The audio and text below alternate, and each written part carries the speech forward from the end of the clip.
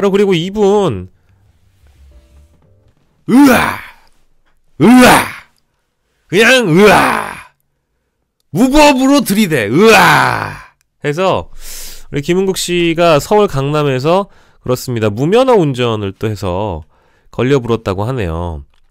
네, 뒤늦게 알려졌습니다. 지난해 8월이었는데요. 벌금 100만원 약식 명령을 내렸다. 4월 29일 서울 강남에서 차를 몰고 불법으로 진로를 변경하다가 경찰에 적발된 것으로 나타났다. 당시 무면허 상태였던 김 씨는 5월 16일 검찰에 넘겨졌고 약식 기소를 했다. 김 씨는 지난 2021년 4월 서울 용산구에서 승용차를 운전하던 중 신호를 어기고 좌회전하다가 황색 신호에 직진하는 오토바이와 부딪히는 사고. 근데 요거 이게 과거의 사고고 지금 알려진 사실은 지난해 8월에 음주운전이 아닙니다. 그럼 큰일 나요. 무면허 운전으로 벌금 100만 원을 받았다고 합니다. 이제 참 이런 대목에서 아쉬운 거는 또 이제 보수의 가치를 자신이 지향한다라고 이야기를 하시는 분인데 우리같이 법 없이도 살 사람들은 말이죠. 보수가 비록 아닙니다만 보수도 뭐도 아닙니다만 이 어떤 법이 준법 의식이라는 게 맥주를 한 모금만 마셔도 운전이 불가하다. 가령 또 뭐가 있을까? 법 없이도 살 사람들인데 이 보수의 가치를 목 놓아 외쳤던 분들은 왜 항상 이렇게 실망스러운 모습을 보여주시는가 이제 이런 생각을 좀 하게 됐습니다. 그래서 아무튼 이제 흔히 이제 진보 진영 쪽에서는 아예 별명이 생겼더라고요. 별명이 이제 으아 내란나비 으아 이거 죄송합니다. 내란나비라는 별명이 생겼는데 이제 이런 조롱을 받으시는 그런 단계가 됐다라는 생각이 드니까 저는 개인적으로 과거에 유튜브 컨텐츠나 케이블 방송에 이제 그 김은국 씨가 나오면 사실 이렇게 싫어하진 않았단 말이에요. 어쨌든 예능 치트키라고 불렸던 적이 있기 때문에 그래서 그 내용도 일단 여러분들께 좀 전해드리고요.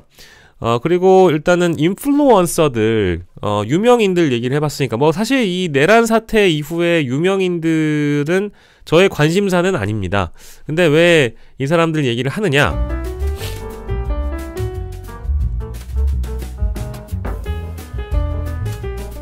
네, 이 사람들이, 자신은 시민의 의식을 가지고, 대통령을 지킨다라고 얘기를 하지만, 사실상 제가 보기에는 내란에 가담한 세력이고 내란을 선전선동하는 사람들이기 때문에 실명을 콕 집어서 부끄러운 줄 알라고 계속적으로 언급을 해주는 겁니다.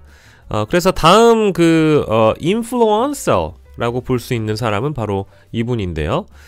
JK 김동욱 씨. 예, 이분은 아주 화려하신 분이죠. 이분은 자기 인스타에다가 고성국 TV에서 의뢰한 한국 여론평판 연구소 이딴 조사까지도 언급을 하면서 국민 니네들 좌파 니네들 찢어버리겠다라고 얘기를 하면서 뭐라고 그랬다더라? 아무튼 55% 대통령의 지지도가 55%라고 엄청나게 이제 뽕 맞은 분이죠. 윤석열 뽕을 맞아서 해롱해롱 윤석열 해로인에서 벗어날 수가 없는 이 양반도 아마 부정선거론자 아닐까 싶은데 이분은 이제 고발당했어요. 뭘로 고발당했냐면 이분 캐나다 사람 이제 이렇게도 지지율 52%라면서 이렇게 좀 마음이 좀 제가 보니까 삐뚤어지신 분 같기도 하고 왜 이런지는 잘 모르겠고 아무튼 그래서 외국인 정치활동 금지 위반으로 고발이 됐다고 합니다. 저는 이제 당연히 우리 국적이 아닌 사람이 정치적 의견을 공개적으로 피력하거나 이 정치에 직간접적으로 개입하는 모습들을 보면서 특히 유명한 사람들은 좀 조심해야 되는 게 자신의 의견에 따라서 이제 함께 움직이는 지지자들이나 팬들이 또 있잖아요. 이제 그러다 보니까 이제 요런 거를 간파한 어떤 분께서 네티즌이 고발했다 그래요. 한 네티즌이 해당 혐의로 고발을 했다면서 담당 검사가 배정됐다라는 소식을 알렸습니다.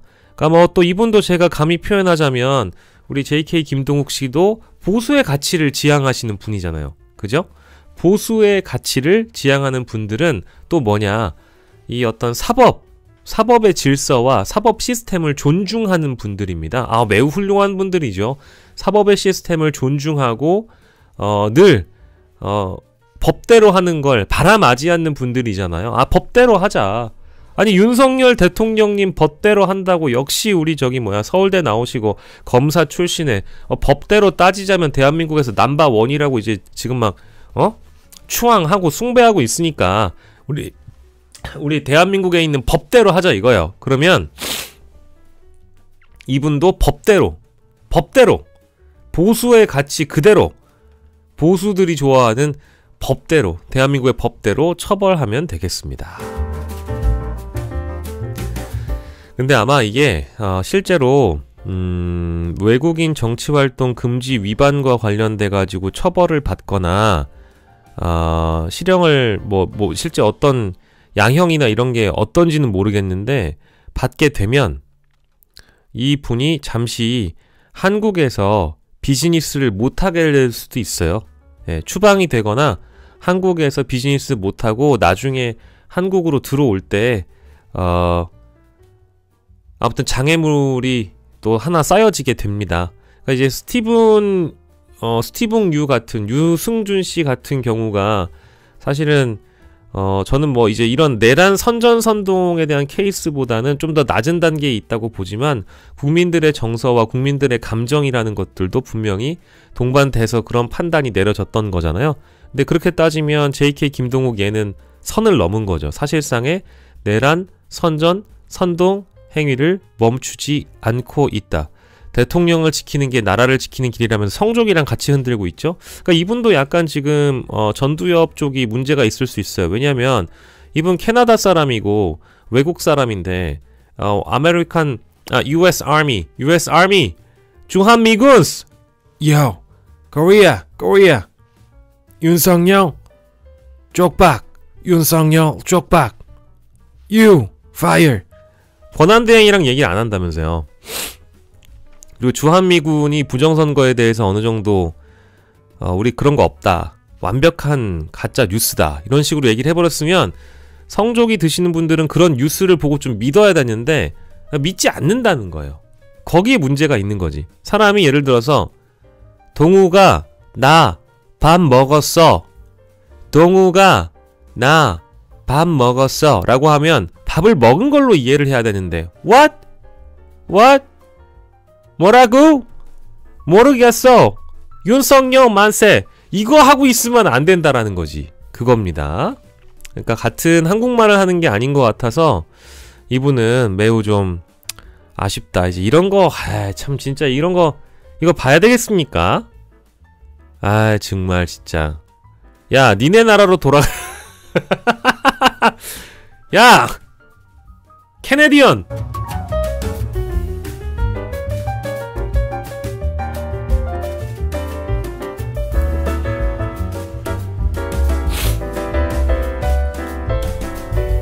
아유씨, 어디, 캐나다, 단풍국, 캐나다, 가, 임마, 예, 아무튼, 그렇다고 합니다. JK 김동욱이고 나발이고, 김동욱 씨는 그냥 JK로 살기 바래요. 김동욱은 아닌 것 같아. JK로 살면서 캐나다로 가시길 바랍니다. 나도 캐나다 내가 임마! 가서 임마 2년이나 캐나다에 좋은 감정이 있는데 임마 왜 캐네디언이 한국 폴리틱에 대해서 임마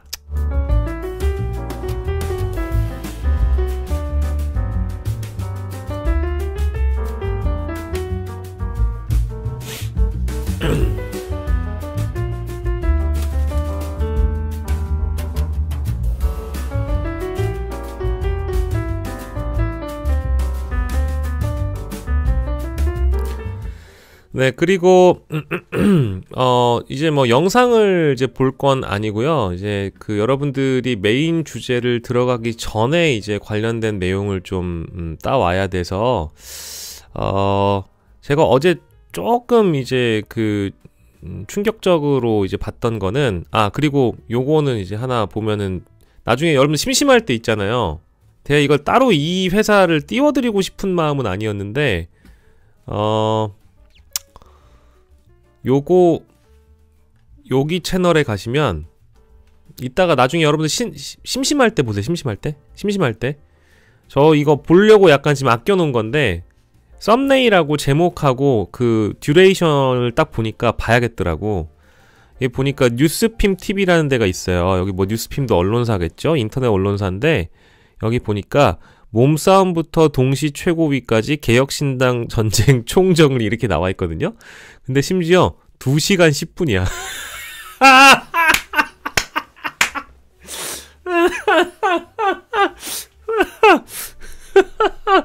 아니, 지지율 1% 정당인데, 야, 이거는 딱 보니까 22분 전에 올렸잖아요. 이게 뭔지 알아요? 여러분, 추석이래.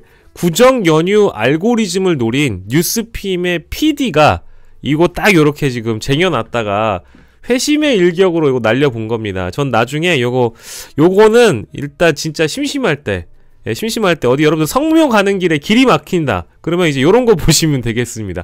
다른 거 보지 마세요. 다른 거 보지 마시고 요거 보시면 요거 개꿀잼일 것 같아서 저 일단 남겨두고 있습니다. 여러분들한테 한번 홍보를 하고요. 그리고 또 여러분들이 좋아하시지 않을 수 있는데, 이거는 같이 한번 보고 가는 게 좋을 것 같아요. 그래서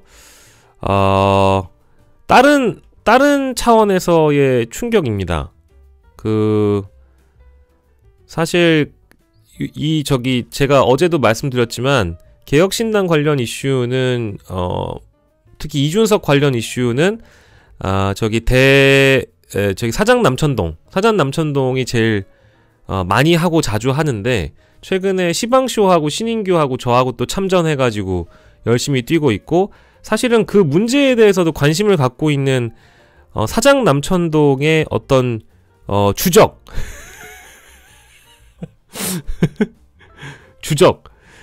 주적인데, 그 주적 변희재 대표에게는 또 뭐 저기 임경빈 작가나 이런 분이 주적일 수 있겠죠.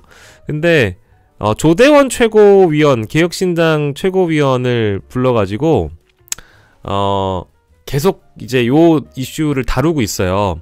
근데 어제 제가 봤던 내용 중에 좀 유의미한 내용인데 아직 밖으로 드러나지 않은 거가 있어서 요거는 잠깐 여러분들에게 소개를 해드리도록 하겠습니다. 이준석이 개혁신당을 어떻게 사당화했는지에 대한 단면을 볼 수 있는 내용이에요. 개혁신당 통장을 바꿨어요. 통장 명의가 지금까지 이준석 개인으로 돼 있었던 거예요. 근데 이걸 개혁신당으로 바꿨거든요. 자, 그러니까 이제 개혁신당에 통장 명의가 있었답니다. 이게 조대원 최고위원의 주장인데, 개혁신당에 통장 명의가 있었답니다. 개혁신당 통장 명의가 있는데, 통장 명의의 이름이 누구의 이름이냐? 여기 지금 증언으로 나왔죠. 지금 개혁신당 현직 최고위원의 이름입니다.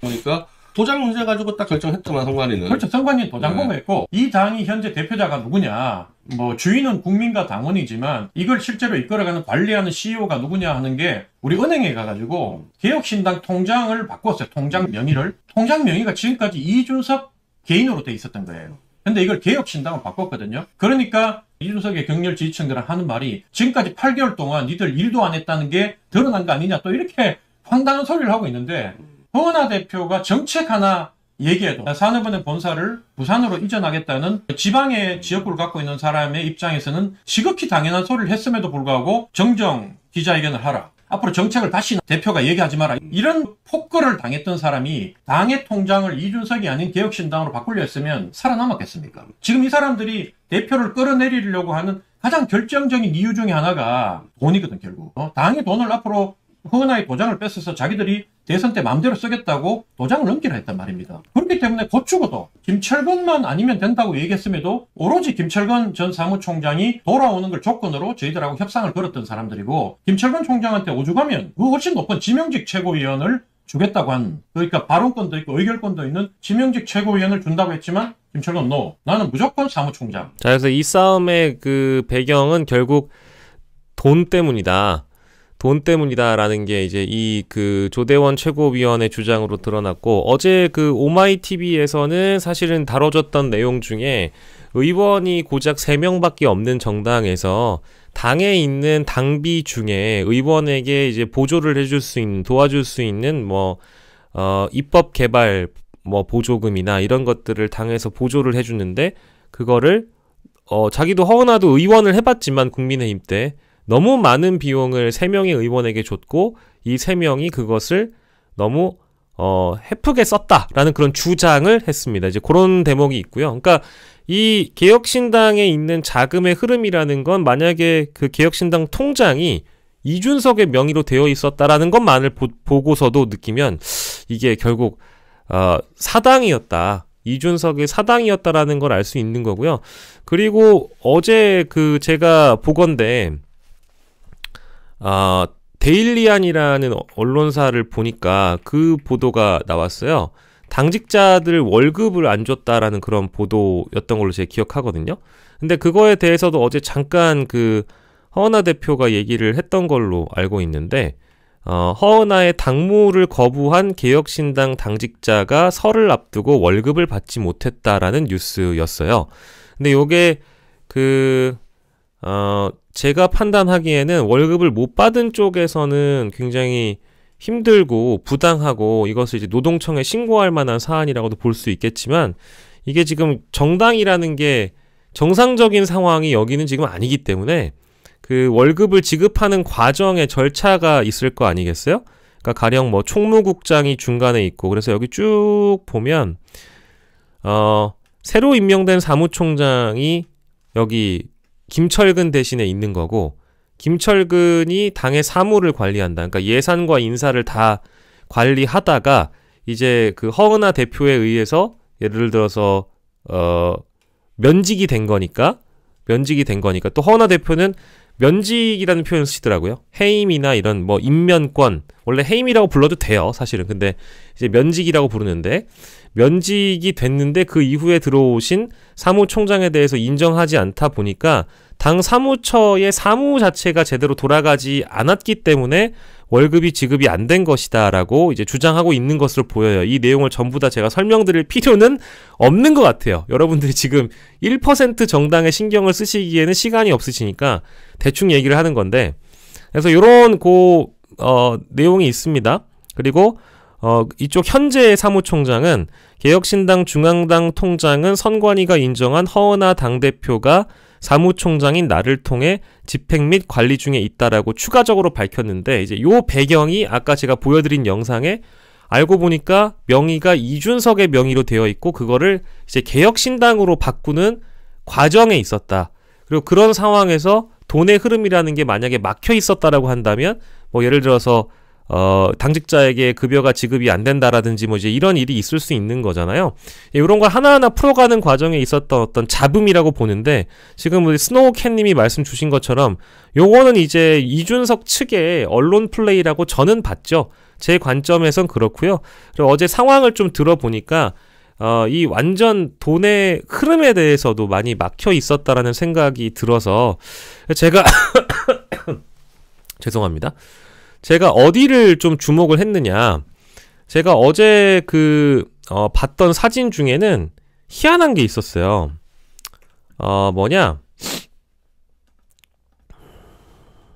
제가 개혁신당 홈페이지를 들어가 봤거든요. 개혁신당 홈페이지를 들어가 봤어요. 개혁신당 홈페이지를 들어가 봤더니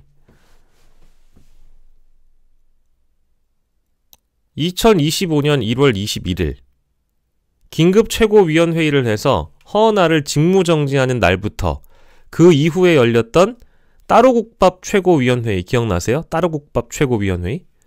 따로국밥 최고위원회의를 하면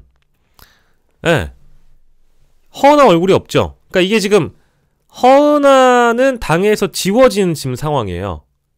그러니까 개혁신당 홈페이지에 들어가서 개혁신당의 상황을 보는데, 당의 사무처가 엄연히 전당대회를 뽑혀서 공식 당대표가 되어 있는 허은하가 지금 살아있는데 자신들끼리 방망이 두드려서 허은하 너 이제 대표 아니야 라고 해버리고 나니까 이미 개혁신당 자체가 8할 9할이 다 이준석계 세력이고 천하람 이른바 이제 참칭 지도부 쪽의 사람들이다 보니까 당의 홈페이지까지 이렇게 지금 장악이 된 거예요.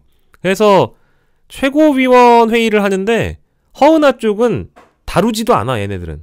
그리고 언론사는 언론사대로 이런 것만 보고 판단하니까 허은하가 지워지는 거죠. 그러니까 이게 제가 뭐 어떤 편을 들기 위해서 얘기하는 게 아니고 실제 내용이 완전히 지금 이준석 쪽에 힘이 쏠려 있는 과정에서 이제 이런 일이 벌어지고 있다라는 내용을 말씀드리는 겁니다.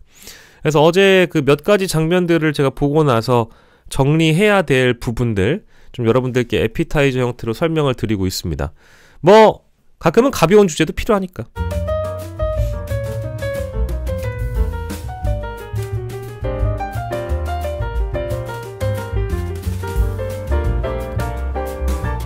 그래서 이번 주의 상징적인 장면은 뭐 이제 이런 장면인데요. 아마 이제 요게 다음 주에도 노출이 될 수 있고 다다음 주에도 노출이 될 수 있는데 어쨌든 개혁신당의 당원 소환제인지 뭔지 당원들의 요청을 받아서 투표해서 허은하와 조대원의 그 파면을 결정하는 것, 이런 것은 이제 일요일에 결과가 발표될 예정입니다. 추석 연휴, 설 연휴 딱 중간에 이제 요렇게 결정이 나버렸죠.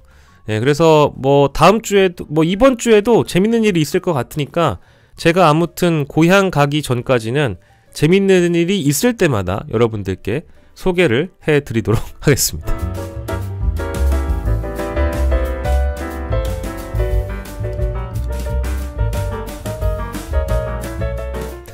그리고 사실은 제가 이제 공식적인 자리에서 벌써 세 번째 만나는 상황이 됐는데 어떻게 하다 보니까 허은하라는 사람을 근데 뭐 어제 말씀하시는 거 보니까 굉장히 뭐랄까 정치인이라고 보기에는 좀 순수하다? 좀 나쁘게 얘기하면 순진하다 이런 게 좀 있는 것 같아요.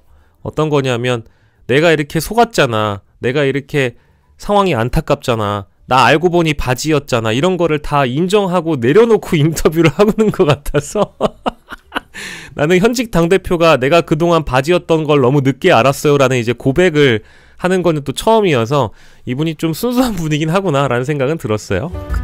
인상 비평은 거기까지.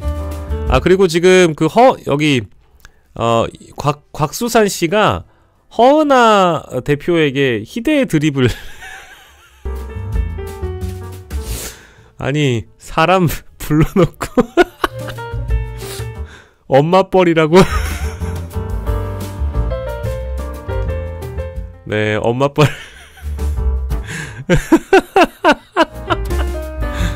근데 엄청 동안이시긴 한 것 같아요. 예, 저는 이제 엄마 뻘이라고 얘기하는 순간 댓글에 다 효도방송이라고 다 가득 차더라고. 엄마 뻘이라고 얘기하는 순간 효도방송 아니냐, 엄마랑 동갑이라고. 진짜 깜짝 놀란 게요. 예, 그러니까 저보다 10살이 많으신데 한참 누나이시더라고요. 근데 엄청 동안이셔서 야, 역시 예, 자기 관리를 잘 하시는구나.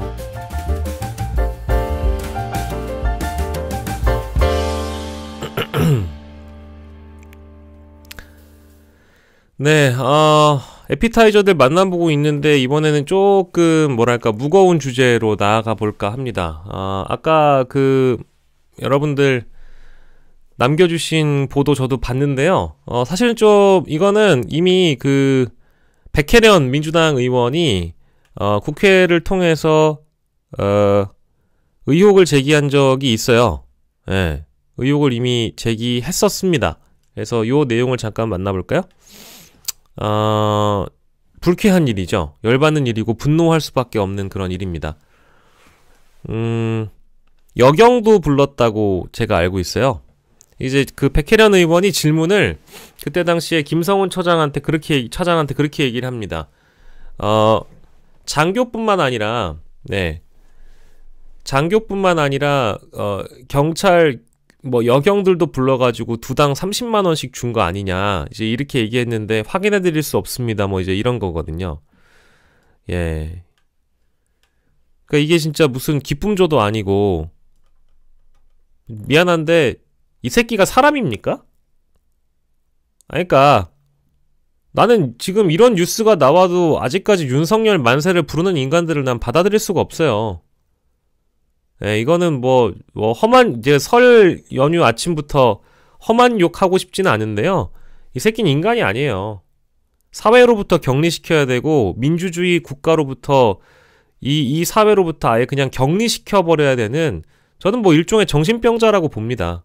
예, 그러니까 이거는 뭐, 아래 것들이, 예, 우리가 흔히 이제 박정희를 포장할 때, 아래 것들이 한 일이지 박정희는 몰랐을 수 있다라는 식으로 퉁치고 넘어가는 경우가 있어요. 그러니까 그 당시에 그 유신 정권에서 있었던 인권 유린이라든지 뭐 각종 사망 사건, 민주화 운동 인사들에 대한 탄압 이런 거에 대해서 박정희는 몰랐을 거야. 왜? 박정희는 대한민국 국가의 산업화를 이뤄준 위대한 대통령이라 가지고 인권은 뭐 패싱해도 되는 거예요? 잘한 건 잘한 거고 잘못한 건 잘못한 거지. 근데 주로 이제 박정희를 숭배하는 사람들이 하는 얘기는 박정희가 몰랐을 거다라는 식이에요. 그 아래 것들 뭐 차지철이나 뭐 이런 인간들이 박정희를 위해서 하는 행동이지 박정희는 몰랐다. 뭐 이런 식인데, 이거는 자기가 어떤 직무를 수행하는지를 만약에 이 새끼가 안다면, 이런 대통령 경호처 창설 60주년에 윤석열 생일잔치를 하는 것에 대한 일단 뭐 의문점, 이 첫 번째. 이게 대통령 경호처 행사인데 성훈아, 이거는 바람직하지가 않은 것 같다. 내 생일은 내 생일이고 경호처 행사는 경호처 행사인데 여기에 군인이나 경찰이나 뭐 장교들 불러다가 안무 연습시키고 노래 개사까지 해서 노가바 부르고, 게다가 등신들아 삼행시까지 하는데 이게 김정은 같은 놈이나 하는 짓거리지. 그래서 홍장원이 그랬잖아요. 저도 윤석열 대통령 좋아했습니다. 시키는 거 다 하고 싶었습니다. 그런데 위원장님 집에서 편하게 가족들과 시간 보내시고 식사하시고 계신데 방첩사에서 들이닥치고 국정원이 들이닥쳐서 잡아간다는 거? 그건 좀 아니지 않습니까? 그런 일이 매일 벌어지는 곳이 하나 있습니다. 평양. 그런 일을 매일 하는 곳, 북한 보위부 이상입니다. 근데 생각해보니까 하나 더 있습니다. 그런 일을 매일같이 하는 곳, 한국정부, 대통령실, 윤석열. 이건 아니지 않습니까? 이렇게 하는 거지.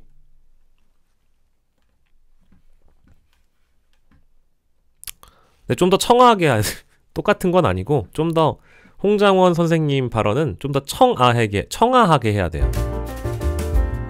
저 윤석열 대통령 많이 좋아했습니다.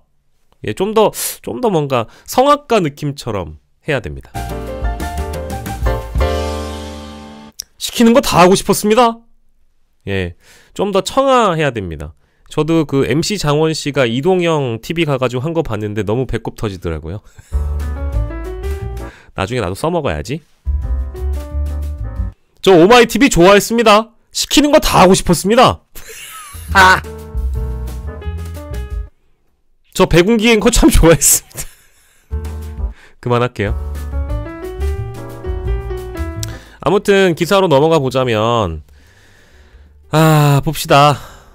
경호처가 당시 생일 축하곡 합창에 참여한 경찰 47명에게 경력금 명목으로 30만원씩 지급한 것으로 확인이 됐다. 경찰청은 백혜련 의원에게 제출한 자료에서 경찰 47명이 경호처의 요구로 참여했다고 밝혔다. 협창단에 참여한 경찰관 47명이 30만원의 경력금을 지급받은 것으로 확인됐다라고 설명했습니다. 여기 국정조사 특위 청문회에서 간호장교뿐만 아니라 여경도 불렀고 경력금 30만원씩 지급했다라는 제보를 받고 밝힌 것을 경찰청이 확인을 해준 겁니다. 에? 이게 북한이지.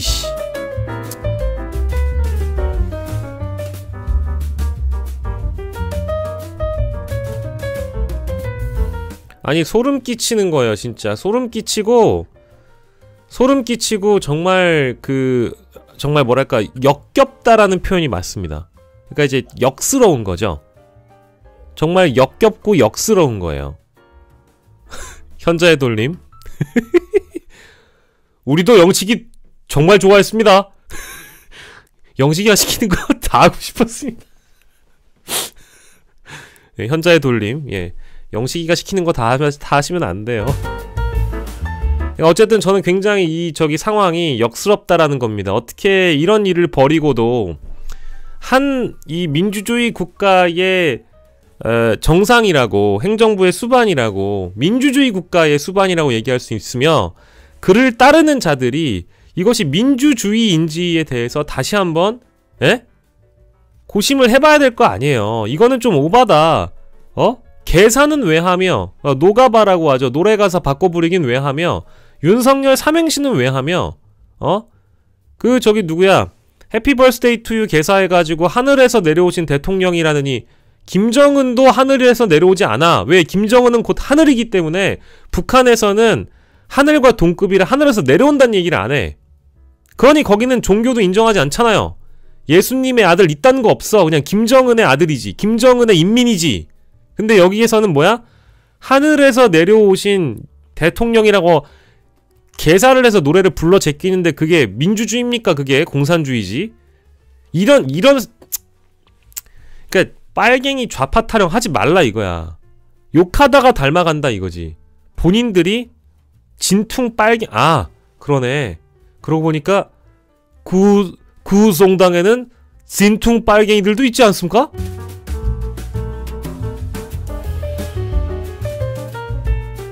누구라고는 얘기를 안 한다. 근데 어쨌든, 계속 적화통일이니 빨갱이니 반국가 세력이니 좌파 욕하더니 그것보다 더한 짓거리 해대고 이제는 거의 뭐 북한과 동급 그 이상을 넘어선 짓거리를 해대면서 민주주의의 국가의 대통령이라고 얘기한다니. 확인이 됐습니다. 합창을 한 경찰에게 두당 30만원씩 줬다. 이벤트 회사냐?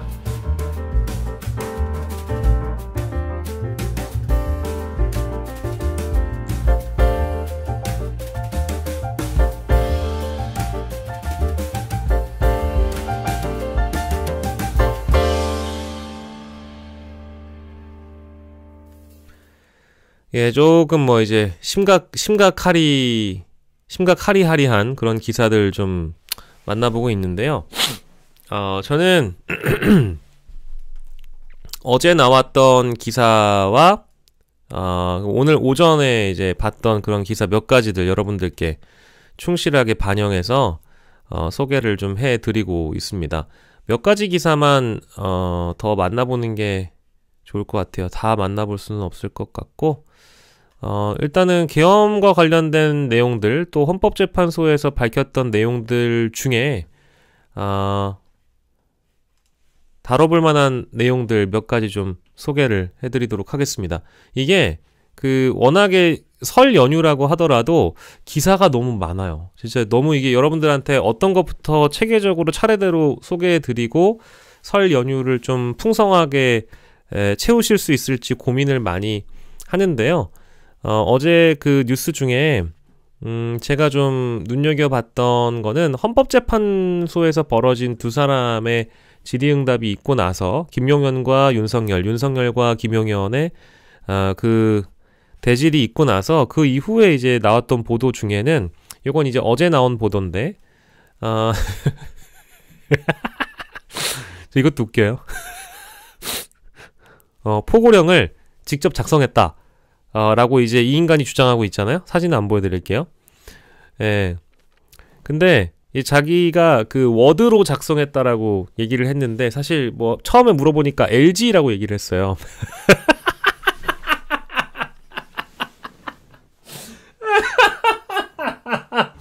어떤 프로그램으로 작성했냐니까 LG라고 얘기를 했어요. 근데 어쨌든 워드로 썼다고 우리가 치고 그런데 이제 이 사람이 뭐 LG 얘기를 했다가 워드 프로그램으로 작성했다고 말을 했잖아요. 그 뒤에. 근데 여기 보면은 제목이 이렇습니다. 단독 포고력 직접 작성 주장한 김용현 측근 워드 치는 거 한 번도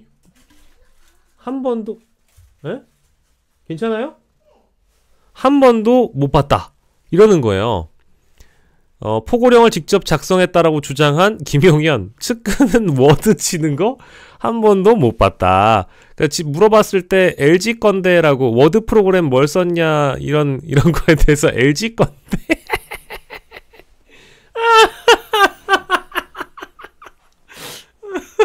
저 이거 웃겨가지고 노트북은 LG고 좋습니다. 예, 어쨌든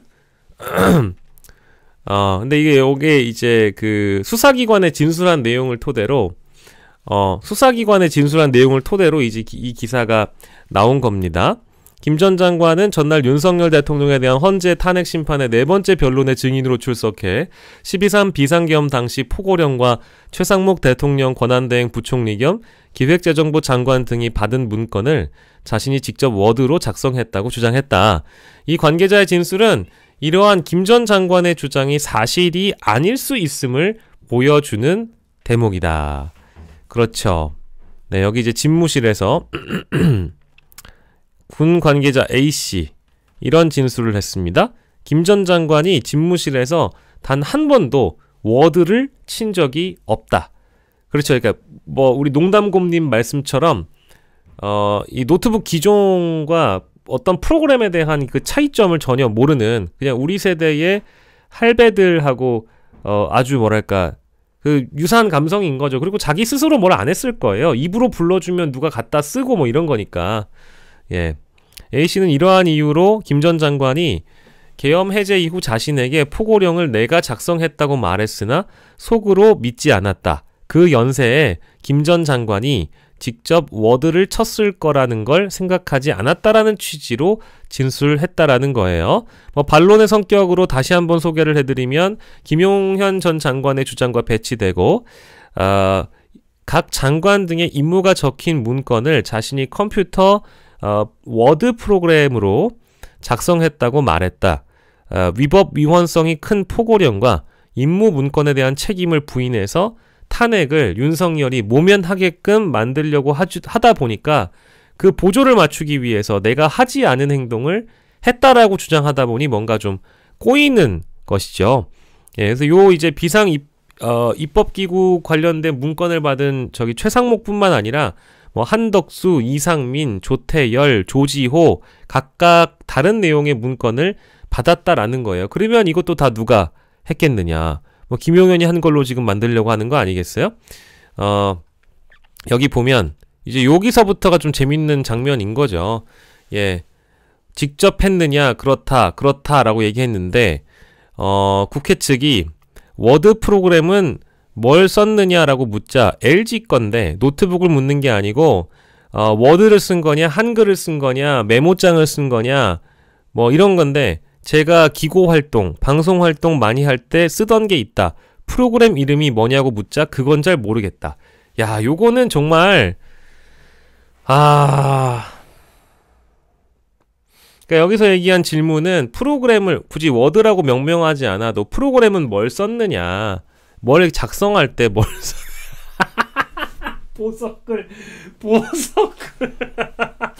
보석글 나왔네요. 그러니까 이거를 본인이 스스로 그쵸, 워드가 그 워드인지도 모를 거예요. 맞아요. 그 마이크로소프트에 나오는 워드가 그 워드인지도 모를 것 같은데 중요한 거는 자기가 어떤 프로그램을 썼는지도 모르고 LG라고만 얘기를 한다라는 건 모르겠어요.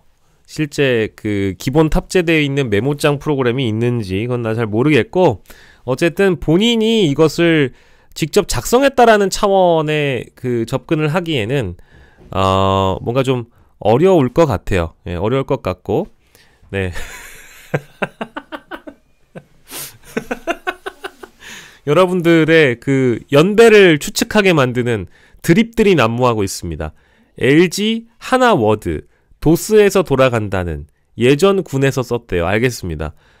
치킨타월님도 본인이 쓰셨다고 얘기하시는데 예, 요즘에 그런 거 없죠. 요즘엔 뭐 구글 애플이면은 메모장과 워드 이런 게 가능하고요. 뭐 이제 애플의 경우에는 뭐 프로그램이 타이핑할 수 있는 프로그램도 여러 가지가 있고 유료도 있고 무료도 있는데, 마찬가지로 뭐 안드로이드 계열이나 뭐 마이크로소프트 OS로 넘어가 버리면 그쪽에서도 뭐 다룰 게 많이 있죠. 근데 그런 프로그램에 대한 개념이 전혀 없는 상황에서 본인이 직접 쳤다고 하는데 그것에 대한 진술도 제대로 못하고 있는 거 보면 김용현은 지금 자신이 책임을 다 뒤집어 쓰고 윤석열의 정치적 부활을 해주고 싶은 거죠. 그래야 나 자신도 사면이 되거나 하는 거니까. 예, 그런 방향으로 나아가고 있는 것 같습니다. 예, 아무튼 그렇고요. 야, 진짜 웃기고들 있죠? 예, 정말 웃기고들 있습니다.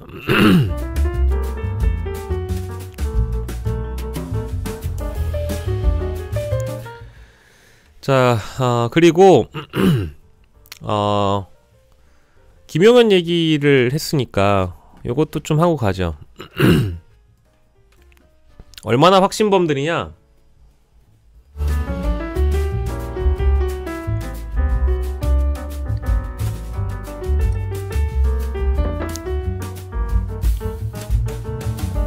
대한민국에서 부정선거 단체로 가장 많이 오랜 기간 활동하고 유명하게 알려진 단체는 바로 부방대라고 부르는 것입니다. 여기 보면 부정선거 방지대책본부.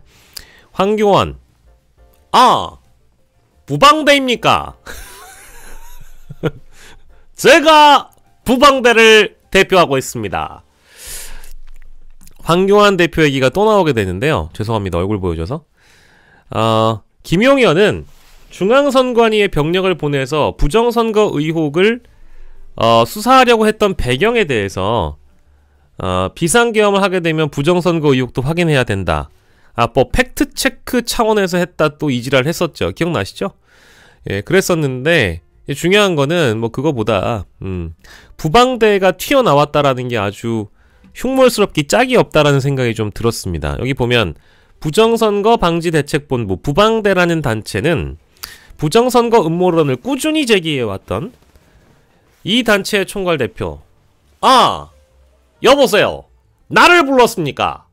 예수님입니까? 예수님 사퇴하십시오. 부방대 부성. 예, 어쨌든 황교안이 또 등장하는 거니까요. 참 신기합니다. 황교안과 민경욱과 또 이렇게 연결될 수 있다라는 게, 그게 또 스카이 데일리와 연결되기도 해요. 예. 황교안, 민경욱, 스카이 데일리 이쪽이랑 연결이 되다 보니까 김용현의 이 부정선거에 대한 망상이라는 게 윤석열과 같았을 것이고 이 인간들이 갖고 있는 일종의 확신이 분명히 있었을 거라고는 추정이 돼요. 그래서 부방대라는 단체로부터 뭐 예를 들어서 내용을 들어봤다라든지 그 내용의 출처가 다 부방대에 났다라는 것이죠. 대통령께서 보고받으시고 상황을 그대로 두면 부정선거 얘기가 나오니 기회가 되면 그 부분을 적극적으로 살펴보라. 그러니까 이제 윤석열까지도 부정선거에 대해서 확인하고 실제 그런 의혹이 있었다라는 것을 확신해 나가는 단계가 있었던 거죠. 대통령 재임 기간 동안에. 예, 실제 그런 것 같습니다. 참혹하죠? 참혹합니다. 그 출처가 부방대라니. 부방대는 정말 저는 쳐다도 보지 않았던 그런 존재거든요. 그러니까 황교안이 얼마나 제야에서 오랜 기간 몇 년을 지금 부정선거를 얘기하면서 어떤 선거만 치러지면 여러분 이것은 부정선거입니다. 부정. 이 부정에 대해서만큼은 대한민국 탑이었잖아요. 근데 원래 여러분들 기억나십니까? 대수장이라는 단체 기억나세요? 대한민국을 수호하는 장성들의 모임. 대수장이라는 모임에서부터 부정선거 의혹이라는 게 굉장히 활발하게 논의가 되고 있었고 그것에 대한 가짜뉴스가 확대 재생산이 됐던 대수장이라는 모임이 있어요. 대수장이라는 모임의 회장인가가 대표가 지금 수방사령관의 아버지입니다. 실제 그렇게 연결되고요.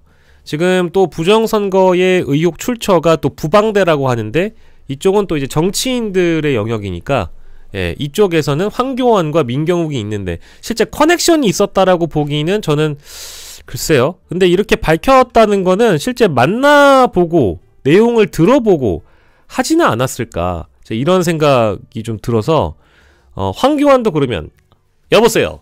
아, 검찰입니까? 야 이놈들아, 내가 검사 출신이다. 심호정 사퇴하십시오. 그렇게 하는 건가? 아무튼 뭐 검찰 조사를 황교안도 뭐 민경욱도 받을진 모르겠으나 뭐 그런 차원에서 일종의 커넥션을 좀 제기해 봅니다.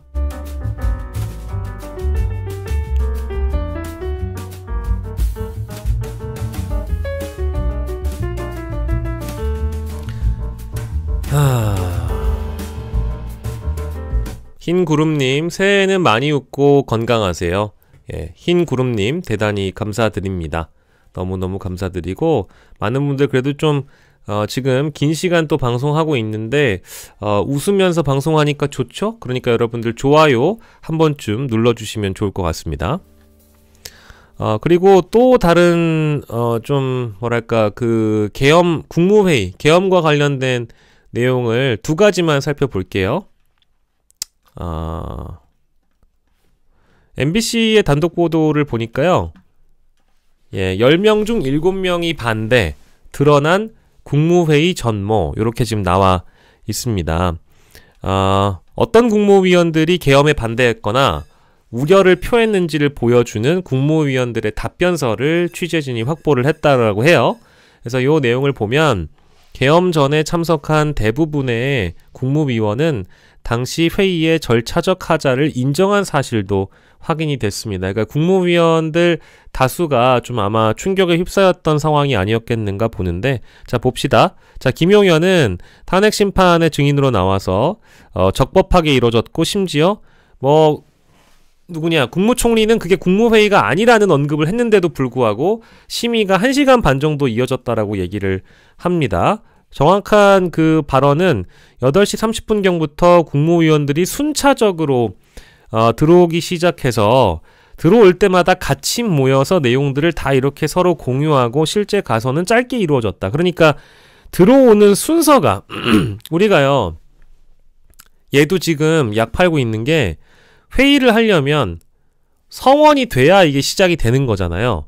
근데 뭐 몇 명 이상이 들어와야 그 국무회의가 진행될 수 있다라는 필수적인 조건이 있지 않겠습니까? 그리고 저희가 하다못해 학고방 회사에서, 작은 회사에서 회의를 한다라고 하면 회의를 할 때도 실제 그 몇 명이 들어와야 회의가 가능하다라는 기본적인 개념이 있어야 될 거 아니야. 아, 나 혼자 회의해? 둘이 회의해? 그거 아니잖아. 예? 회의라는 거는 어디까지나 우리가 서로 의견을 공유하고 교류하면서 접점을 찾아 나가는 뭐 이런 건데, 자 봅시다. 지난달 국무위원 전원이 민주당 최기상 의원에 제출한 자료를 보니까요. 자, 국무회의를 소집한 건 윤석열이 아니었습니다. 한덕수 국무총리는 계엄 당일 대통령실에 도착한 뒤에야 비상계엄 선포 계획을 들었다라면서 적극 반대했지만 막기가 어려웠고 국무회의를 명분으로 최대한 시간을 벌어 계엄을 막기 위해 국무위원들에게 연락했다라고 답했습니다. 한 총리보다 앞서 대통령실에 도착해 있던 국무위원은 김용현, 박성재, 이상민. 야, 이 문제의 트리오. 네, 김용현, 박성재, 이상민만 먼저 와 있었다라는 거예요. 최상목은 9시 50분, 송미령은 10시 10분, 조규홍 10시 17분, 오영주 10시 20분. 모두 사전에 안건을 전달받지 못했고 해당 회의가 국무회의인지도 인지를 못했다. 충분한 시간을 가지고 오는 족족 심의했다는 김용현 전 장관의 발언은 거짓이었다.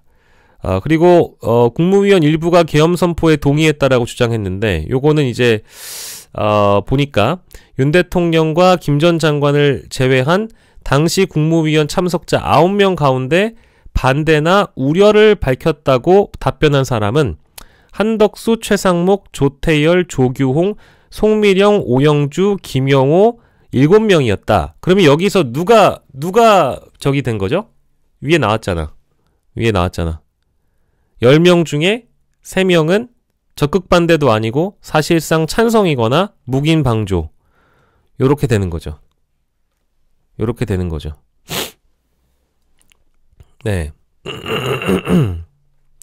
이상민, 박성재는 입장을 밝히지 않았대요. 네.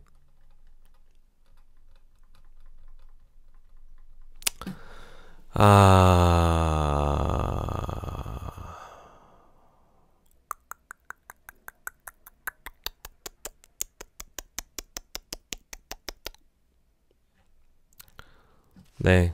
참. 지금 볼장수님이 여기 기사 보시면 이렇게 나와요. 국무회의 소집에 대해서는 한덕수가 소집을 했다고 여기 나오는데요. 한덕수 총리는 계엄 당일 여기 비상계획 선포 계획을 들었다라면서 적극 반대했지만 막기 어려웠고 국무회의를 명분으로 최대한 시간을 벌어 계엄을 막기 위해 국무위원들에게 연락했다. 그러니까 국무회의라는 것을 절차상 소집한 사람은 한덕수라고 보이고요. 한덕수가 오기 전에 이미 국무위원은 3사람이 도착을 해 있었다라는 겁니다. 그러니까 윤석열의 비상계엄을 한덕수보다 빨리 알았던 사람은 김용현, 박성재, 이상민 뿐인 거고요. 그리고 여기 당시 참석자 가운데 윤 대통령과 여기 김용현 빼는 거구나. 당시 요 9명 가운데 한덕수, 최상목, 조태열, 조규홍, 송미령, 오영주, 김영호 7명이고 그럼 여기 빼면은 국무위원 2명이 이상민, 박성재인 거잖아요. 그죠? 예, 이상민, 박성재인 거니까. 그래서 7명은 확실하게 반대를 했다라는 지금 요 기사는 중요한 기사인 것 같고 국무회의의 전모가 밝혀진 거니까 매우 중요한 보도가 있는데 제가 제 방송에서는 소개를 못 해드렸기 때문에 지금 여러분들께 소개를 해드리는 바입니다. 정말 충격적인 뉴스들이 이어지고 있어요. 네, 아이고 우리 임희읒정님 후원 너무 감사드리고요. 예, 우리 또 오목땡님 네 후원 진심으로 감사드립니다. 지금 저의 드림연구소 계좌로 보내주셨습니다. 땡큐. 자, 그리고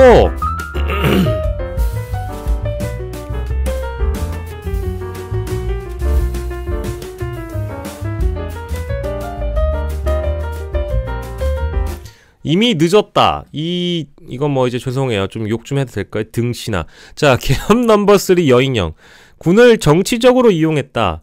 배신감 토로한다. 보세요. 배신감 토로한다. 군을 정치적으로 이용했다. 배신감을 토로한다. 어쩌라는 거죠? 예? What? 뭐 어쩌라는 거죠? 이제 와가지고 뭐 배신감을 느껴요? 여인영씨? 여인영씨가 국회에 와가지고 어떤 태도를 보여줬는지 다들 아시죠? 아니 뭐 이제 와가지고 배신감을 느껴. 뭐 이제 와서 왜 배신감을 느껴? 이미 이 인간들이 만약에 계엄에 성공했다고 한다면 지금 우리는 독재 치하에서 살고 있을 텐데 이제 와가지고 뭐 군을 정치적으로 이용했다, 배신감을 느낀다. 그러니까 골드메로님 말씀처럼 신나서 같이 해놓고 이제 팽당할 것 같고 김용현이가 부하들에게 책임을 떠넘기거나 나는 그런 지시를 한 적이 없다라는 식으로 바꿔버리니까 억울하죠? 당연히 억울하지. 근데 니넨 다 깜빵이야. 협조조차 안 했잖아요. 자수조차 안 했잖아. 아니 하다못해 저기 누구냐? 특전사령관 같은 사람은 적어도 자신이 공익제보자로서 바뀐 거잖아요.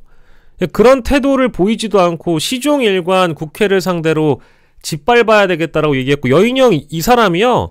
부승찬한테 문자 받아가지고 조심하라고 경고했던 사람이잖아요. 아닌가요? 제 기억으로는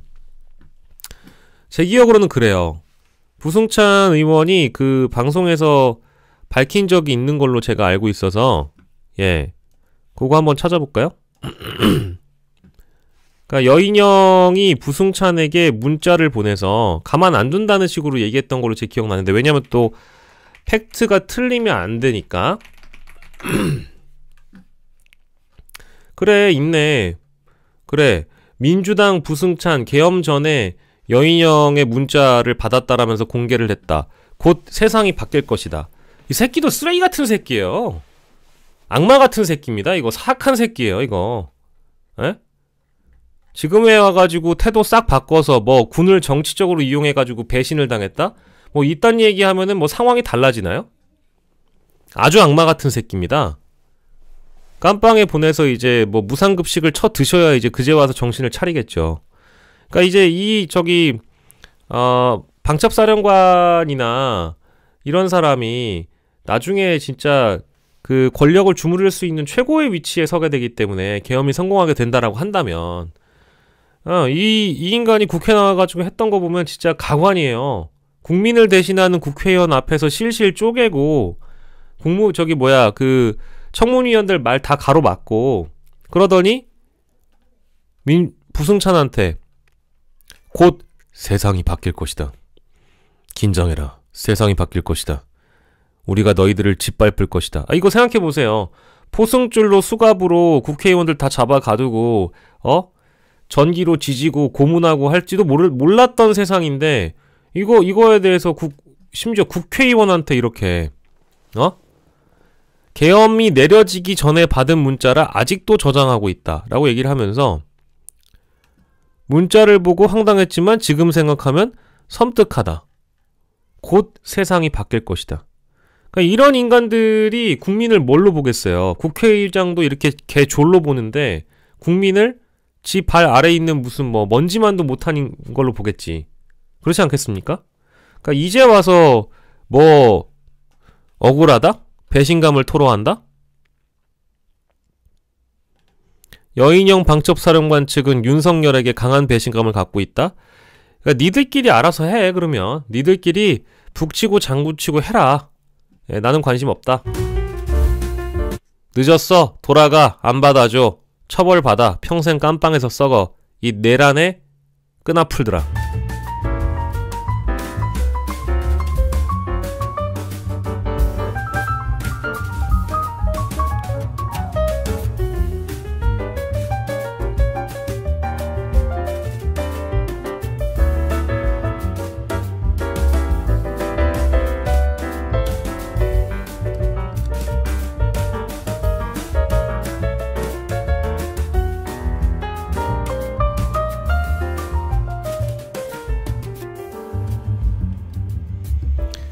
예, 그리고 요거는 이제 제가 들어오기 전에 확인하지 못한 그런 내용인데 요거까지만 설명하고 이제 지금까지는 여러분들 그래도 쭉 잘 따라와 주셔서 감사드립니다. 요 내용 보시면 좀 충격적인데요. 요게 이제 한겨레 단독 기사입니다. 서부지법이 윤석열 구속심사, 그러니까 영장심사 전에 경찰에 보호 요청을 했었다라는 보도가 나왔습니다. 그러니까 이제 경찰이 그때 당시에 영장을 심사를 한 이후에 발표가 될 때쯤 새벽 3시 이전에 경찰 쪽에서 인력들을 다급했는지 어쨌는지 모르겠지만 한 3분의 2 정도를 갑자기 뺐다라는 보도까지는 여러분들 보셨죠. 그래서 수천 명이 있었던 경찰 인력이 몇백 명으로 줄어들어서 상황을 대처하게 됐다라는 그런 보도가 과거에 있었는데, 그래서 이른바 이제 경찰 쪽에서도 내란의 끈한풀들이 있는 거 아니냐, 내란의 끈한풀이 경찰 내부에도 있는 거 아니냐, 이제 그런 제보를 사실은 제가 이제 와서 공개합니다마는 네. 임태훈 소장 아시죠? 예, 보도자료를 저한테 1월 20일에 보내주신 게 있어요. 근데 이 폭동이라는 게 기습적으로 이뤄진 게 아니라면서 이미 전날부터 충분히 예견 가능한 사태였다며 지금 경찰에 오히려 엄중한 책임을 물어야 된다는데 이 주요 직위자의 12.3 내란에 동조한 내란죄 주요 공범들이 그대로 앉아있다. 이들은 일선 경찰들이 폭도들에게 구타를 당하고 생명의 위협을 겪는 일이 벌어져도 수수방관한다면서 이 군 인권센터에서는 오히려 이 경비경찰 주요 직위자들 중에 지목한 사람들이 있어요. 경찰청, 서울경찰청, 경비국, 공공안전처, 기동본부, 범죄예방대응부, 치안정보부, 경비과, 경비안전계 이쪽에 핵심 인물들을 지적을 한 적이 있는데 그러다 보니까 혹시나 경찰 간부들 중에 내란 가담자들이 있는 거 아니냐. 그래서 이 사태가 윤석열에게 좀 더 유리하게 흘러가기를 바란다. 혹은 여전히 내각 쪽에 있는 어떤 끈앞풀로부터 이제 이런 지시나 지휘를 받는 건 아니냐. 이제 이런 의혹들이었는데 그거와 결이 좀 맞닿는지는 모르겠으나 여기 이제 경찰 책임론에 대한 기사가 하나 더 나와 있습니다. 서부지법에서 윤석열 구속심사 전에 경찰에 보호 요청을 했었다라는 보도인데요. 여기 보면 법원 쪽의 요청을 받고도 왜 안이하게 대응했느냐. 서영교 민주당 의원실 쪽의 소스를 토대로 기사가 나온 건데요. 서부지법은 영장실질심사 당일 발생할 수 있는 만일의 사태에 대비해 사전에 서울 마포경찰서에 청사시설 보호 요청을 한 바 있다. 네. 그러니까 법원에 보호 요청을 접수하고도 100여 명의 폭도가 서부지법에 난입하는데 이걸 못 막았다라는 것이 문제점이라는 것이죠. 그리고 여기도 제가 아까 언급해드린 대로 영장실질심사가 진행되는 도중 서부지법 인근의 경찰 배치를 줄인 사실도 드러나 논란이 있었다. 지난 18일에는 기동대 48개를 배치했으나 기동대가 17개 경찰력으로 줄었다는 거예요. 그러니까 무려 기동대를 31개를 빼버렸다라는 거예요. 이건 뭔가 좀 이상하잖아요. 근데 이거에 더해서 이미 서부지법은 구속심사 전에 경찰에 보호 요청을 했었음에도 불구하고 이런 조치가 있었다라는 게 저는 굉장히 좀 불안합니다. 그러니까 이게 사실은 내란은 여전히 진행 중에 있다라는 걸 보여줘요. 그리고 이 사악한 자들, 우리가 흔히 부르는 악이라는 자들은 굉장히 꼼꼼합니다. 꼼꼼하죠. 꼼꼼하게 우리가 알게 모르게 사각지대에서 지들끼리 기획하고 지들끼리 논의해서 알게 모르게 실행하는 경우들이 있단 말이에요. 결정적인 순간에 이런 일이 있다라고 한다면 제가 늘 강조하지만 우리의 시대정신은 2025년의 시대정신은 내란 잔당의 발본 3권입니다. 엄벌백계를 해야 됩니다. 잔당을 정말 그 한 줌의 세력도 남지 않고 모두 다 뽑아내서 처단을 해야 돼요. 저는 그거를 제대로 할 적임자가 대통령이 돼야 된다고 봐요. 조기 대선이 만약에 치러지면 그 이후에도 내란 잔당에 대한 수사와 잔당에 대한 색출을 해야 되잖아요. 그러면 저는 피도 눈물도 없는 자가 차기 대통령이 돼서 이 내란의 잔당들을 모조리 다 뿌리 뽑았으면 좋겠습니다. 우리는 제가 타 방송에서도 얘기했지만 이승만이 반민특위를 해체할 때부터 일제 잔당들을 친일파들을 색출하지 못했잖아요. 그죠? 친일파들을 색출하지 못했던 우리의 불행한 역사가 또 어디로 이어지느냐? 군부 쿠데타가 이루어지고 나서도 그 군부 쿠데타의 잔당들을 제대로 처단하지 않아서 전두환과 노태우를 그대로 살려뒀기 때문에 윤석열이란 괴물이 탄생한 겁니다. 근데 잘 보시면 과거에 계엄군이었던 사람들 잘 먹고 잘 살았어요. 잘 먹고 잘 살았다고. 그리고 그 뿌리를 타고 지금 육사 출신의 아버지를 토대로 그 아들들이 예를 들어서 사령관을 하고 있거나 지금 똥별이 되어 있는 인간들이 많단 말이에요. 여전히 군부 독재 시절에 그 쿠데타 세력들을 우리가 처단하지 않았기 때문에 발본색원해가지고 밟지 않았기 때문에 게다가 김병주 의원의 말을 토대로 말씀드리자면 이 군대 내에 있는 사조직이라는 거 하나회가 청산됐다고 해서 끝난 게 아니라 알짜회라는 조직도 남아있었고 알짜회 이후에도 연일 자신들의 어떤 야욕을 드러내는 발톱을 드러내고 싶어하는 민족의 반역자들이 군부대 내에 사조직을 만들고 허수아비 같은 대통령을 토대로 계엄군이 국가를 장악하는 이 쿠데타 시나리오가 잊을만하면 등장하잖아요. 역사는 반복된단 말입니다. 그러면 이번에는 이 계엄의 내란의 잔당 세력들은 어떻게 해야 돼요? 친일파 처단이나 마찬가지로 또 뭐 있어요? 아까 얘기했던 군부 독재 잔당들의 처단도 못했으니 지금 이렇게 돼버린 겁니다. 그럼 이번엔 뭐예요? 내란의 잔당들은 모조리 다 어떠한 자비도 없이 법대로 법에 나와 있는 최고형을 구형해서 반드시 처벌해야 됩니다. 이거는 전 특별법 같은 것도 만들었으면 좋겠어요. 내란 부역자들을 처벌하는 특별법을 만들어서 아예 뭐 언론 이제 우리 나치 처벌하듯이 나치에 부역한 언론인들까지도 싹 다 처벌하듯이 다 그냥 다 처벌해야 돼요. 이거는 뭐 어떠한 자비도 없어야 됩니다. 진심으로 이거를 뭐 어떤 자비를 베풀어주는 순간 우리나라 망해요. 그 다음에 또 이런 일이 안 벌어질 거라는 보장이 있습니까? 얼마든지 있지. 윤석열 같은 미치광이가 하잖아요. 그럼 당연히 12.3 진상규명 특별법 제정, 현자에 돌린 말씀처럼 부역자를 포함한 가담자들, 방관자들, 묵인 방조한 사람들, 직무유기한 사람들, 직권 남용한 사람들 모조리다, 싹 다. 이거는 뭐 일반인이어도 이런 폭도들이 생길 정도니까 싹 다 처벌해야 된다.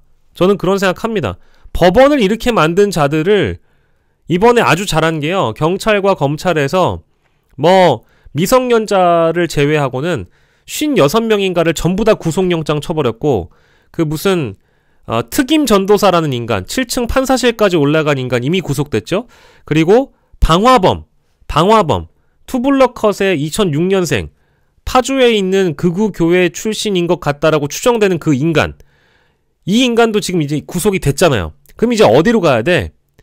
이 지금 계엄, 이 내란과 관련돼서 어떤 것이 가장 문제였느냐? 극우 유튜버를 우리가 첫 번째로 꼽잖아요.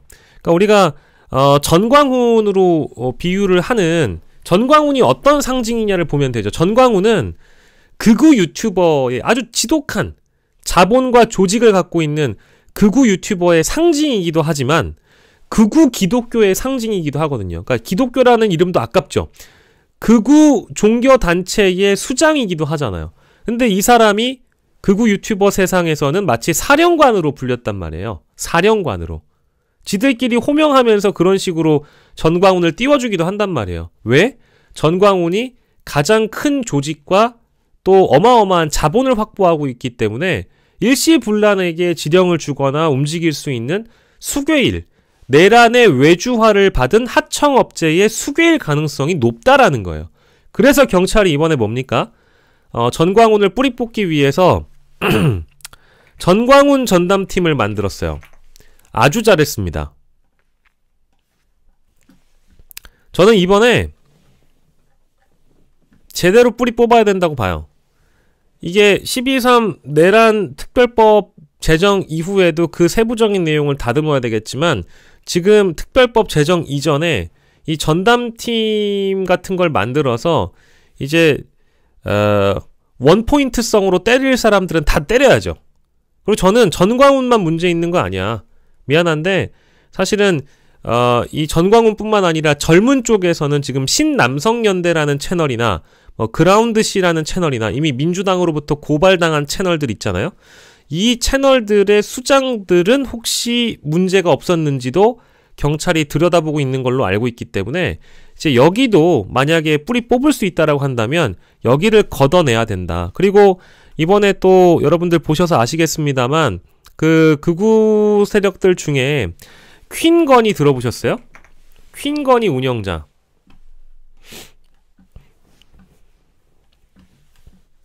김건희 쪽과의 연결도 우리가 감안해 봐야 돼요. 전광훈 같은 혹은 뭐 배인규 같은 이런 극우 유튜버 세력들이 이렇게 뭐랄까 일사불란하고 조직적으로 움직이는 배경은 무엇이냐, 그 뒤에 대통령실이 혹시 있는 거 아니냐, 이 의혹도 같이 봐야 되거든요.